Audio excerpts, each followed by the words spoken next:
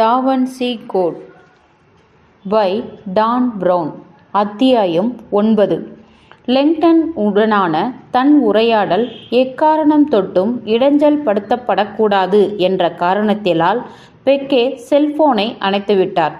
துரதிர்ஷ்டவசமாக அவரின் செல்போனானது விலை உயர்ந்தது. அதில் வாக்கி டாக்கியை போல் வசதியும் உண்டு. இப்பொழுது அவரது உத்தரவுக்கு இணங்காமல் அவரின் ஏஜென்ட் ஒருவர் பேசினார். கேப்டன், போன் வாக்கி டாக்கியை போல் கரகரத்தது. பெக்கே ஆத்திரமுற்று பற்களை கடித்து கொண்டார். இதைவிட முக்கியமான விஷயம் எதுவுமே இல்லை என அவர் நினைத்து கொண்ட போது, கோலாட் செல்போனில் வந்து இடைஞ்சல் செய்கிறாரே, குறிப்பாக சிக்கலான இந்த சமயத்தில் என்று நினைத்து கொண்டார். அவர் லெங்டனிடம் அமைதி தவழும் பார்வையை வீசி மன்னிப்பு கோரினார். ப்ளீஸ், ஒரு நிமிஷம். அவர் பெல்டனில் இருந்த செல்போனை உருவி பொத்தானை அழுத்தினார். எஸ் என்று பிரெஞ்சில் பேசினார். கேப்டன், இரகசிய எழுத்து கலைஞர் துறையை சார்ந்த உங்களின் ஏஜென்ட் ஒருவர் வந்திருக்கிறார். பிரெஞ்சு மொழியில் குரல் கேட்டது. பெக்கேவின் கோபம் ஒரு வினாடி தடைப்பட்டது. இரகசிய எழுத்து கலைஞர். வெறுப்பளிக்கும் இந்த நேரத்தில் ஏதோ ஒரு நல்ல செய்திதான். பெக்கே சோனியரின் புலனாகாத வார்த்தைகளை தரையில் கண்ட பின்னர் அவற்றை முழுவதும் புகைப்படங்களாக எடுத்து இரகசிய எழுத்து கலைத்துறைக்கு அனுப்பி வைத்து, அங்கிருப்பவர் சோனியர் சொல்வது என்னவென்று கண்டுபிடிப்பார் என நம்பிக்கொண்டிருந்தார். இப்பொழுது குறியீட்டை உடைப்பவர் வந்துவிட்டார். எனவே சோனியரின் செய்தியை யாரேனும் புரிந்து கொண்டிருக்க வேண்டும். இப்பொழுது நான் வேலை மும்முரத்தில் உள்ளேன். தான் இடையூறு செய்யப்பட்டுள்ளேன் என்பதை தெரிவிக்கும் விதமாக சுள்ளென்று எரிந்து விழுந்த பெக்கே, அந்த இரகசிய எழுத்து கலைஞரை அங்கே காத்திருக்க சொல்லுங்கள். வேலை முடிந்தவுடன் நானே அவரிடம் பேசுகிறேன். அவரல்ல, அவள். குரல் அவரை சரி செய்தது. அதாவது ஏஜென்ட் நெவ்யூ. இந்த அழைப்பு வந்த கணத்திலிருந்தே பெக்கேவின் சிந்தனை ஓட்டம் தடைபட்டு கொண்டே வந்தது. டிசிபிஜேயின் மாபெரும் தவறுகளில் ஒன்று இந்த சோஃபியா நெவ்யூ. பாரிஸ் நகரை சேர்ந்த ஓர் இளம் பெண். குறியீட்டை உடைப்பவர். ஆங்கிலத்தில் ராயல் ஹாலோவில் இரகசிய எழுத்துக்கலையை பயின்றவள் இந்த சோஃபியா நெவ்யூ. காவல்துறையில் பெண்களை அதிகம் சேர்க்க வேண்டும் என்ற அமைச்சகத்தின் கட்டளையினால் 2 ஆண்டுகளுக்கு முன் பெக்கேவின் தலையில் திணிக்கப்பட்டவள். அரசியல் சூதாட்டத்திற்காக காவல்துறையின் கையை வைத்தால் அது பலவீனம் அடைந்து போகும் என பெக்கே வாதிட்டார். காவல்துறை வேலைகளில் பெண்களுக்கு உடலளவில் கூட தகுதி கிடையாது. அதே சமயம் துறையில் பணியாற்றும் ஆடவருக்கு பெண்களின் தோற்றமே கவனத்தை சிதறடித்துவிடும். பெக்கே பயந்தது போல் சோஃபியா நெவ்யூ எல்லோருடைய கவனத்தையும் பன்மடங்கு சிதறடித்தாள். 32 வயதான அவள் தன் பிடிவாதத்தை விட்டுவிடாமல் பின்தொடர்ந்தாள். பிரிட்டிஷ் நாட்டின் புதியதொரு இரகசிய எழுத்துக்கலையை ஆர்வத்துடன் பயன்படுத்தியதால் பாரிஸ் மூத்த காவல் அதிகாரிகளுக்கு இச்செயலானது எரிச்சலை மூட்டியது.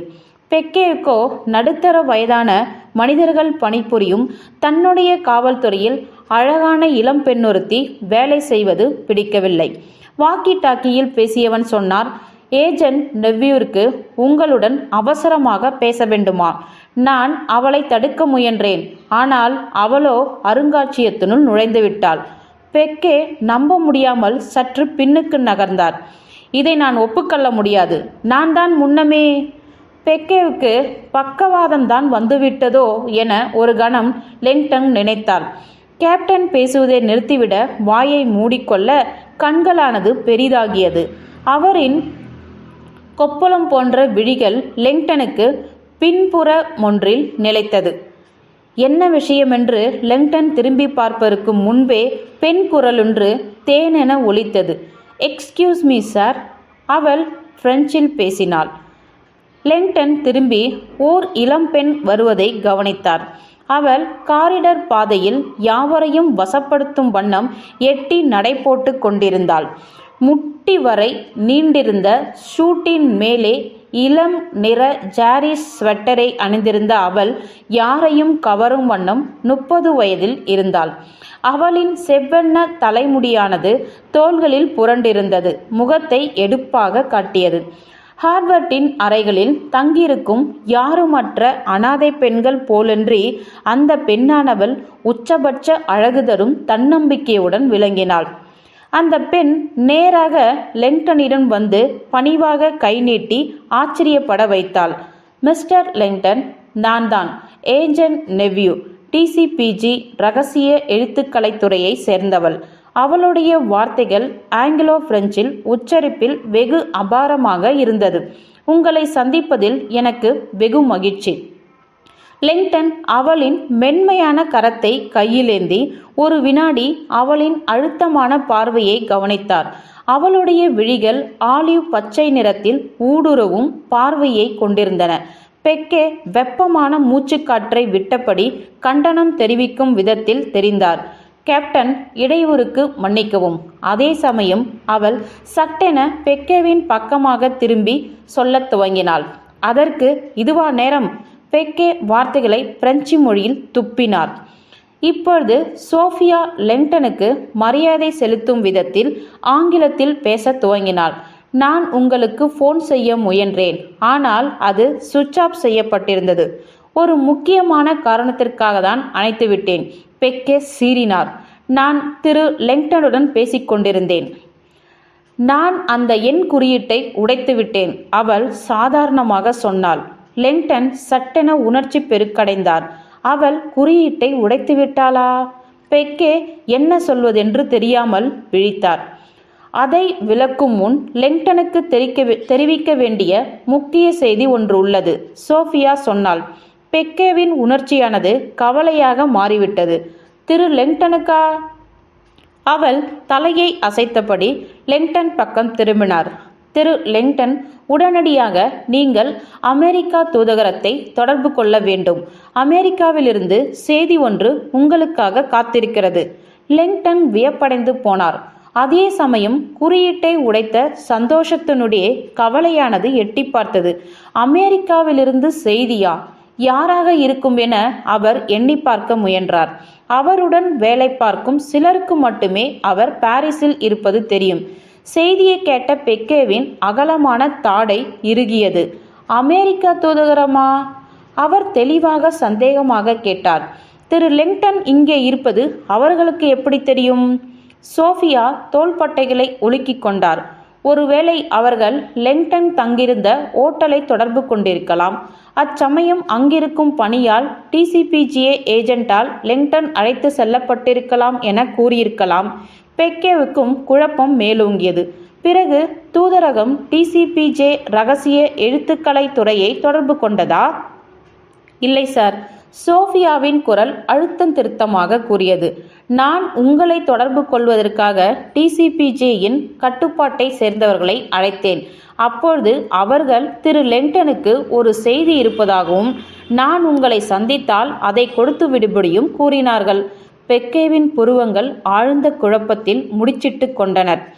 அவர் பேசுவதற்கு வாயை திறந்தார். ஆனால் அதற்குள் சோஃபியா லெங்டன் பக்கம் திரும்பிவிட்டார். மிஸ்டர் லெங்டன், அவள் பேசிக்கொண்டே பையிலிருந்து ஒரு துண்டு பேப்பரை எடுத்தாள். இதுதான் உங்கள் தூதரகத்தின் செய்தி சேவையின் எண்ணாகும். நீங்கள் அவர்களை கூடுமான வரையில் விரைந்து தொடர்பு கொள்ளும்படி என்னை கேட்டுக்கொண்டார்கள். அவள் அந்த பேப்பரை அவரிடம் தந்துவிட்டு உள்நோக்கத்துடன் பார்வையை வீசினாள். நான் குறியீட்டை கேப்டன் பெக்கேவிடம் விளக்குகிறேன். அதே சமயம் நீங்கள் அவர்களை அழைக்கலாம். லெங்டன் கையிலிருந்த பேப்பரை பார்த்தார். அதில் பாரிஸ் நகர தொலைபேசி எண்ணும் அது கூடவே எக்ஸ்டென்ஷன் எண்ணும் இருந்தன. நன்றி, கவலையுடன் அவர் பேசினார். தொலைபேசி எங்கிருக்கிறது? சோஃபியா தன் ஸ்வெட்டர் பைக்குள்ளிருந்து செல்போனை உருவி எடுத்தாள். ஆனால் பெக்கே கை நீட்டி அதை தடுத்துவிட்டார். இப்போது அவர் வெடிக்க காத்திருக்கும் விசிவியஸ் எரிமலையைப் போல் காணப்பட்டார். சோஃபியாவிடமிருந்து தன் பார்வையை திருப்பாமல் தன்னுடைய செல்போனை எடுத்து லெங்டனிடம் தந்தார். இந்த செல்போனை ஒட்டு கேட்க முடியாது, பயன்படுத்தி கொள்ளுங்கள். பெக்கேவுக்கு அந்த இளம்பெண் மேல் என்ன கோபம் என்று மர்மமாக இருந்தது. அவர் அசௌகரியத்துடன் கேப்டனின் போனை வாங்கி கொண்டார். உடனடியாக பெக்கே சோஃபியாவை சில அடிகள் தூரம் நடத்தி சென்று ரகசிய குரலில் பேசினார். கேப்டனின் நடவடிக்கைகளை சற்றும் விரும்பாத லெங்டன் கொஞ்சம் தள்ளி போய் செல்போனை இயக்கினார். சோஃபியா தந்த பேப்பரை பார்த்தபின் எண்களை அழுத்தினார். இப்பொழுது மணியடிக்கும் ஓசை கேட்டது. ஒரு முறை, 2 முறை, 3வதாக இப்பொழுது தொடர்பு இணைக்கப்பட்டது. லெங்டன் முதலில் தூதரக இணைப்பாளர் குரலை எதிர்பார்த்தார். ஆனால் எதிர்முனையில் ஒலித்ததோ தானியங்கி இயந்திரத்தின் குரல். குறிப்பாக அந்த குரல் வெகு பரிச்சயமானது. ஆம், அது சோஃபியா நெவ்யூடையது. மிஸ்டர் அண்ட் மிஸ்ஸஸ், நான் சோஃபியா நெவ்யூ பேசுகிறேன். தயவு செய்து காத்திருங்கள், அக்குரல் பிரெஞ்சு மொழியில் கூறியது. குழப்பமடைந்த லெங்டன் சோஃபியாவின் பக்கமாக திரும்பினார். சாரி மிஸ் நெவ்யூ, நீங்கள் தந்திருக்கும் எண் இல்லை, அந்த எண் சரியானது. லெங்டனின் குழப்பத்தை முன்கூட்டியே எதிர்பார்த்தாற்போல் சோஃபியா இடைமறித்தாள்.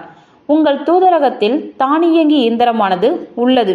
உங்களுக்கான செய்தியை பெற ஆக்சஸ் கோடை நீங்கள் டயல் செய்ய வேண்டும். லெங்டன் வெறித்து பார்த்தார்.